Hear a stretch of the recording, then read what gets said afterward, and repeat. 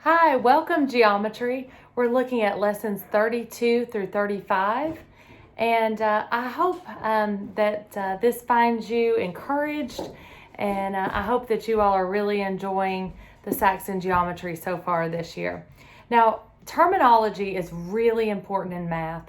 I'll never forget one time I had a student asking me a question, and it was absolutely precious because she was asking about something and she called me by name and she said, the thingy.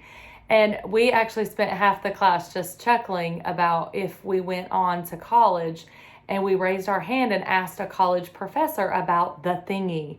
So I talk to my students a lot about making sure that they know proper terminology. I know that a lot of times when we're younger, in younger grades, we take terms and then we explain them, maybe like concepts like greater than and less than, and maybe you use that alligator mouth and said the alligator's always eating the bigger one. And we used to tease about that too and say when we got to college, we didn't want to say, well, the alligator is, this way. We want to sound educated and say X is less than or greater than, not the alligator mouth, right? So it's really important to me that I train students what is proper terminology and how do I use it. So not just about saying the thingy, right? Even though sometimes our mind, the hard part about learning new terms is that in and of itself, it's new. So, learning takes place when we attach something new to something we've already learned. So it's okay to understand, especially when you were younger, about an alligator is going to eat the biggest. So that's how we write it. But eventually our goal is to take that truth and apply it so that we can use it. That's wisdom, isn't it, friends? So I really do want to encourage you to learn your terms and to understand how they work and not just glance over the terms. So that's my little plug-in this week for learning those terms, right, and how to apply them. So we're looking at page 205, and we're starting out with altitudes and medians, and that's really important. You've probably heard the word median before. Median simply means the middle. When you're driving down the road, if you're going down a large intersection, there's usually a median, the middle of the road. So the median of a triangle is the segment whose endpoints are the endpoints are a vertex of the triangle and the midpoint of the opposite side. And so that's super important. If you look on page 205, they actually have a picture of that there. So I think that that's important that you all are able to see that. So a median is going to go through the vertex of one, and then it's going to cut through the middle of the opposite side. And it even shows that with the hashtag marks to show each sides are congruent. So not opposite sides, but like where the lines goes, do you see the markings there that they are cutting it in half? So that's the median. Now the centroid is the intersection of the medians. So sometimes you might take an ACT test and it'll say given all of these are medians. And so what they're wanting you to do is to associate the facts of if these are medians, where they all meet is called the centroid. Now, the theorem about centroids is on page 205 as well. And it says the centroid of a triangle is located 2/3 of the distance from each vertex to the midpoint of the other side. So if you'll look at the example there in the theorem box, it says that CP, so CP is from the centroid to the vertex of the other side. So CP equals 2/3 of CZ, the whole thing. So I'm taking 2/3 of the whole equals the part from where they all meet to the vertex. So that's the larger of the side. And that would make PZ 1/3 of it, right? Because 2/3 plus 1/3 would make the whole. All right. So understanding how that theorem works is essential to this lesson. So it's giving you some examples there. So it shows that LO is equivalent to 2/3 LA. And that's because LA would be the whole distance So 2/3 of that would equal from the centroid to the vertex. So that's very important to understand which one's a third and which one's 2/3. And if you look at the picture, you can kind of tell LO is a lot longer than OA. So that's very important. And again, I'm on page 205. Now, turning to page 206, we'll see some more examples. This time, they have a centroid on a coordinate plane. So very important. Excuse me, friends. All right. I'd love to tell you that it's a Monday, but it's not. All right. Maybe it's a Monday for you watching. All right. Page 206, the altitude of a triangle. Now, altitudes are a little bit different than the medians. And I want to make sure that we keep those terminologies separate in our mind. Median cuts the sides exactly in half, so you can set them equal to each other. An altitude does not necessarily. So when you see an altitude, don't necessarily think, oh, those segments must be congruent. They're not. And one thing that's really important is on ACT testing, a lot of times they might put a shape that you'll look at and say, I think those are congruent, or I think those are 90 degrees. Friends, if it's not given, you cannot assume. And a lot of times on standardized testing, they'll even put a little star and say, figure is not drawn to scale. So what they're saying there is you can't assume it if it's not given. So be very careful about that. All right, now where the three altitudes, now remember an altitude is a perpendicular. So it's going to make 90 degrees with it. And when we're measuring the area of a triangle, we need the altitude, don't we? Because we need that 90 degrees. So remember, it's 1/2 base times height. Well, the orthocenter of a triangle is where all three of the heights meet. Now, that is not going to be 2/3. And you can look at the picture there and see the orthocenter on that one is so close to the base that we don't have a scale factor for it like we do the median. So that's really important to understand the difference. All right, so it says locating the orthocenter of a triangle. Now look at that. The orthocenter on a right angle, and it shows that right there, an orthocenter on an acute angle, and then an orthocenter on actually an obtuse triangle was outside the triangle. So that's really interesting. So the orthocenter of an obtuse is in the exterior of the triangle. All right, and that's again at the bottom of page 206. Now, let's take a look at 207, and it talks about applications. What can I use this for? So if I know for sure if it's given me the median or the altitude. Now, let's take a look at our practice today, or excuse me, the lesson practice. So if you'll look at that, and that's on page 207, it says in the triangle ABC, AD equals 5. So and then it says EO equals 4.2. Use the centroid formula or theorem to find the lengths of OD, which OD is the smaller, and then BE would be the whole distance, to the nearest hundredth. Now, I am not going to put this up on my board, friends. I already determined that it would be so much to draw all of this to scale. So let's just spend some time talking about it, okay? So we need to know exactly the setup, the ratio of those. So it's given me the whole distance of AD is 5. Now it asks specifically for OD. Now we know that OA would be 2/3. And let me point that out for you. So it's specifically given me the distance of, and it says right here, AD is 5. So it's given that whole distance of AD is 5. Now it's asking for OD, right? But we know in our theorem that it would be the orthocenter to the vertex. So OA would be 2/3. So what I need to do is take 2/3 of it to find that part and then subtract that from 5, and that will give me 1/3. Or I could just say, I know that this will have to be 1/3 if this is 2/3. So I hope I've not confused you there on that. So basically I'm just taking 5 times 1/3. And again, that's practice on lesson 32, and it's letter A. All right. So I know that now your book actually shows that to find OD, find the midpoint, and then it actually works it out. Now your book took 2/3 and then took a half of it, but wouldn't it be so much easier just to do a third of it?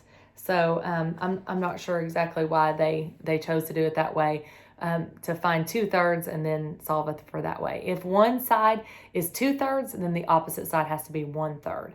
So you're just doing 1/3 times 5. So your final answer is 1.6. It's 6 repeating, but it asks to round to the nearest hundredth. So we understand that it would be 6, 6, 6, 6, 6 repeating. So to the nearest hundredth, the 6 would make it round up. So it'd be 1.67. Now our book never gave us a unit, so we should write 1.67 units. It could be centimeters, could be yards, could be miles, we're not sure. Now let's look at the next one. So it also asks us to find BE. Now BE is the whole length of the median, BE. Now it told us at the beginning that EO was 4.2. Now if that is 4.2, that is a third of it. So I know that, and I'm just going to draw just that part up there. So if here's our triangle, now let me try to get it similar for us, right? So here's our triangle, and I'm just going to take a look at this one, right? Now, I've got EO,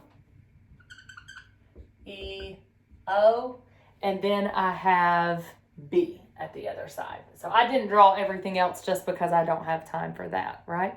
But it told me that EO is 4.2. Well, I know that that's a third because from here to the vertex is 2/3. So OB equals the 2/3, EO equals the 1/3 of it, right? So I'm looking for, and the book asks us to find BE, the whole thing. So the book is asking us, what is segment BE?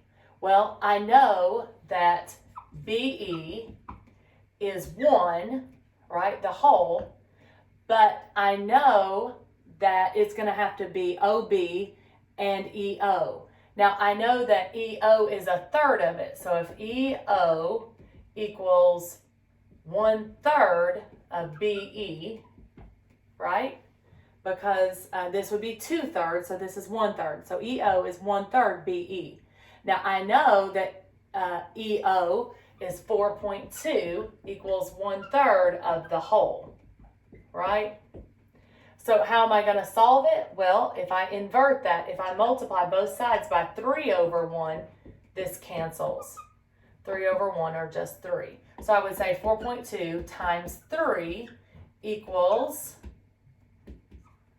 12.6 units equals BE, the whole segment. So I hope that makes sense to you. I'm just thinking through what parts that I have and how those work. So that's important that you take that time to reason through and think through what that's looking for exactly. So please be sure to write units, because we don't walk into Lowe's and say, I need 12.6, right? So it could be yards, it could be. All right, very, very important.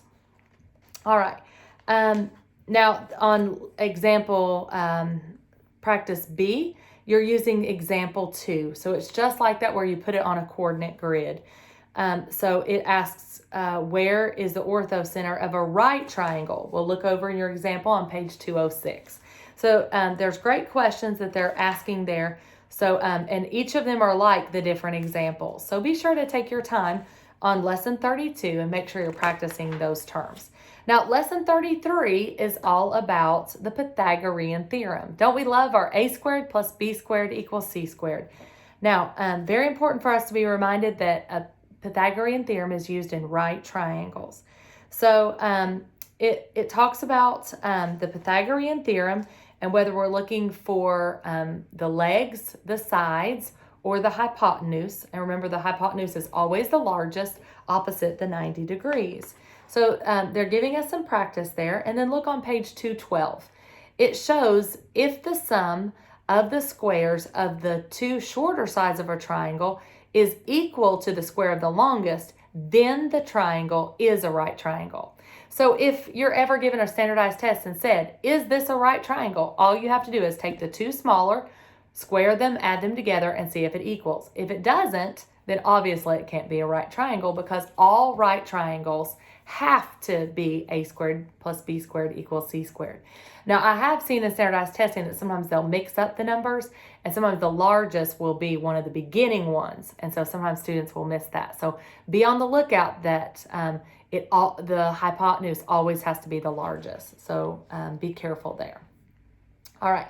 Now, it says on page 213, the Pythagorean inequality theorem. So if a squared plus b squared is less than c squared, then the triangle is obtuse. So obviously it can't be a right triangle. So if you do the two smallest legs squared and it's less than the biggest one squared, then you know it's an obtuse triangle. If a squared plus b squared is greater than c squared, then the triangle is acute. So that's really important to know there. Now let's take a look at your lesson practice. It says, use the Pythagorean theorem to solve for the missing side length. So this one does have the right notation, the right angle little box there. So I know that the hypotenuse is 27. So it would be 20 squared plus a squared equals 27 squared. And then I'm just taking 27 squared minus 20 squared and setting that equal to a squared, and then square rooting it. So that's all I'm doing for letter A. Letter B is a triangle ABC, a right triangle. Well, friends, be careful of which one's the hypotenuse. So you're just doing 8 squared plus 14 squared. Does it equal 15 squared? So that's just a yes or no answer. Now, letter C and D.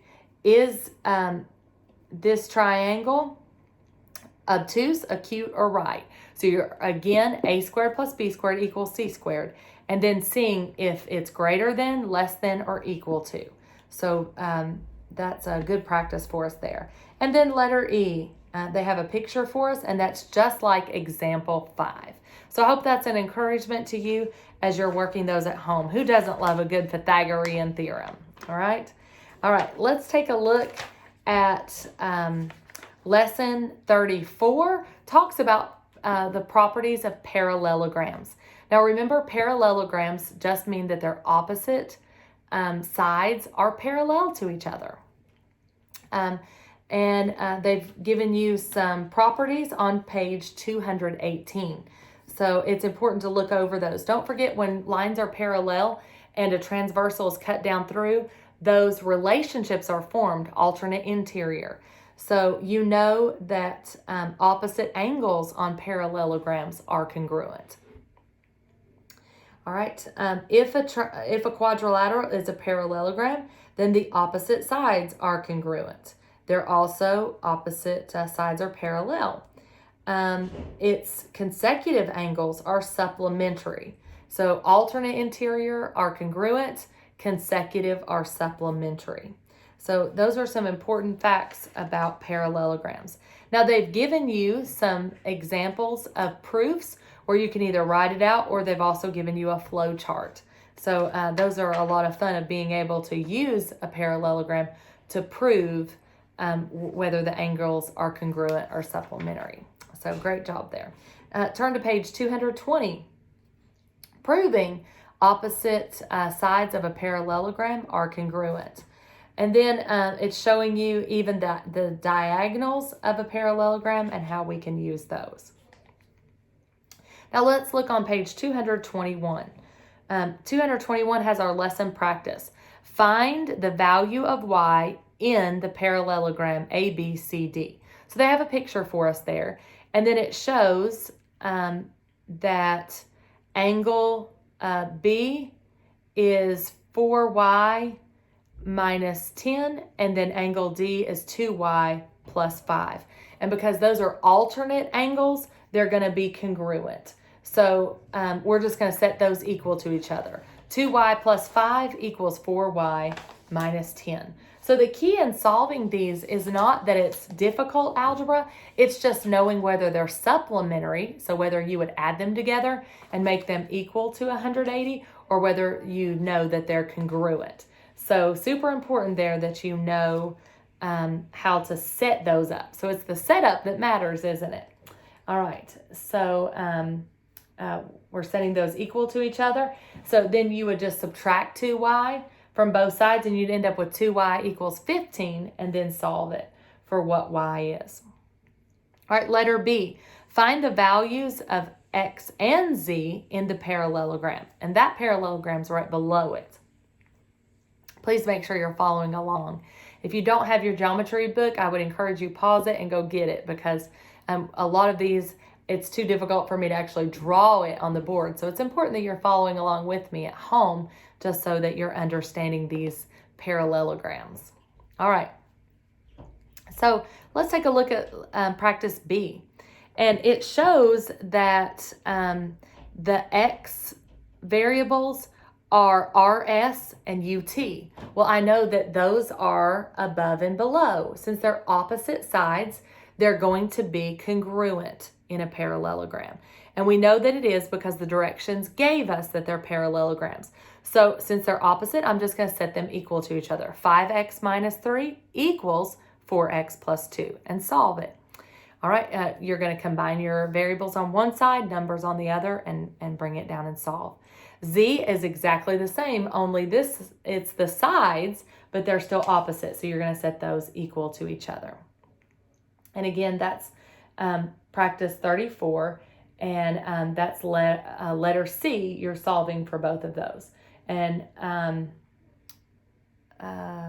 let's see, 2z plus 4, and I'm sorry, it's letter B. I'm sorry. I thought, wait a minute, we have not set that up correctly. But I'm looking at letter C instead of B. And so B, they're opposite. So again, both of those we're setting up.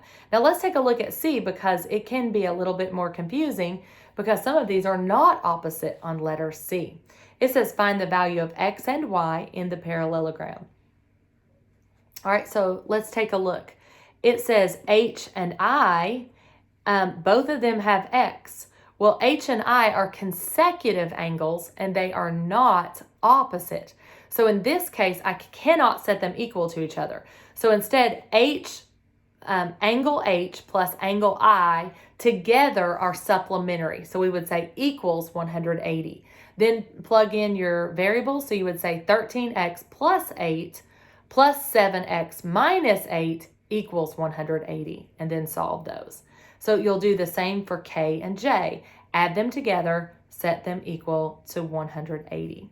So a little bit different for A, B, and C. So make sure you've got your thinking caps on when you solve them, because if you're not and you just run through and say, well, let's just set them all equal to each other. Remember that in a parallelogram, opposite angles are congruent. Alternate interior, remember that from when a transversal cuts through two parallel lines.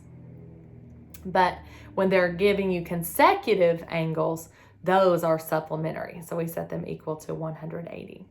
All right, I'm going to let you finish out those practice D and E. So you might want to pause it and start back up on lesson 35.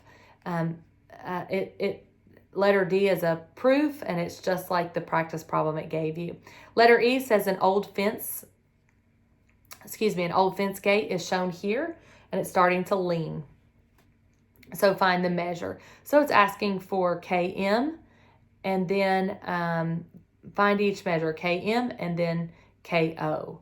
So it's showing you those two values. Well, we know that if it's a parallelogram, their diagonals are congruent. So that's very important. So on letter E, we can actually set those equal to each other. So we know 3x equals negative x plus 6, and we can solve those, right? So that is a big help on those. All right, that's the end of lesson 34. So let's jump right in to lesson 35. All right, One final note before we do.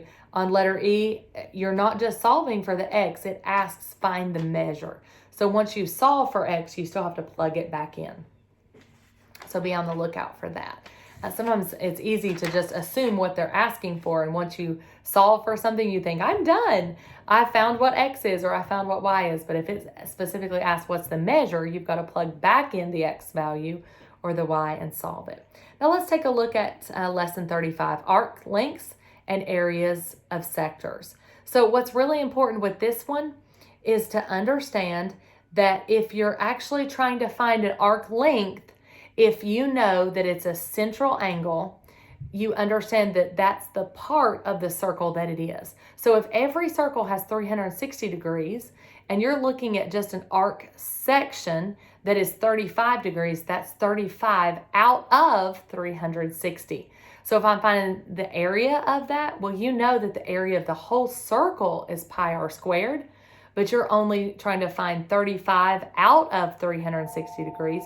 So you just multiply that fraction times the area of the whole. You're finding part of a whole. So that's all that you're doing is just putting that fraction with it. Now, the other part is the arc length. Now, we remember the perimeter of a circle we call circumference. So the circumference of a circle is pi d, or we know that every diameter is made up of 2 r's. Now, I've had a lot of students confuse the circumference of a circle with an area of a circle.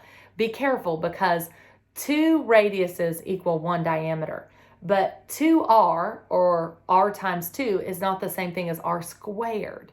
And one way you can remember that is if I plug in 5 as the radius, 5 times 2 is 10, but 5 squared is 25, not 10. So there's a big difference in squaring it or multiplying it times 2.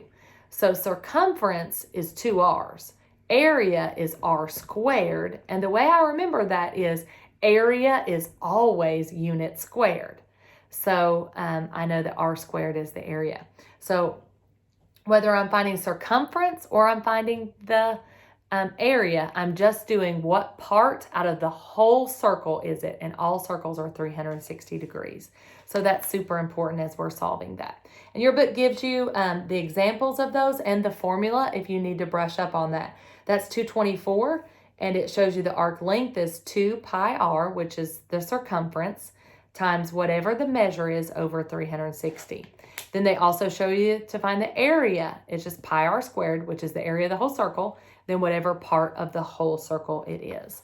So that's all we're doing on lesson 35. Let's take a look at our lesson practice. Find the length of an arc with a measure of 125 degrees in a circle and a 12-mile radius, round to the nearest hundredth of a mile. Well, we can put this one on the board because that's not too difficult. Now, please keep in mind that I'm not good at drawing a circle freehand, so that's super important.